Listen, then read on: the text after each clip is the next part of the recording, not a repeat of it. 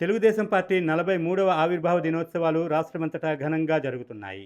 ఈ సందర్భంగా అల్లూరు జిల్లా అరకులోయలో అరకు నియోజకవర్గ ఇన్ఛార్జ్ మరియు APSRTC Vizianagaram zone chairman Siveri Donnudora NTR విగ్రహానికి పూలమాల వేసి అనంతరం ఆర్టీసీ బస్టాండ్ జంక్షన్లో టీడీపీ జెండాను ఆవిష్కరించారు. అనంతరం ఆయన మాట్లాడుతూ 1982లో పార్టీని స్థాపించి 9 నెలల కాలంలోనే అసెంబ్లీలో అడుగుపెట్టి ఎన్నో సంక్షేమ పథకాలను అమలు జరిపి ప్రజలకు చేరువై ప్రజల కొరకు నిరంతరం శ్రమించే పార్టీ అని అన్నారు.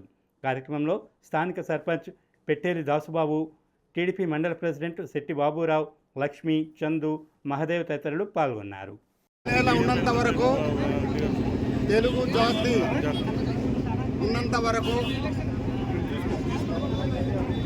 ఈ రాష్ట్రమే కాదు, ఈ దేశం కలకాలం గుర్తింటుపోయే వ్యక్తి ఎవరైనా ఉన్నారంటే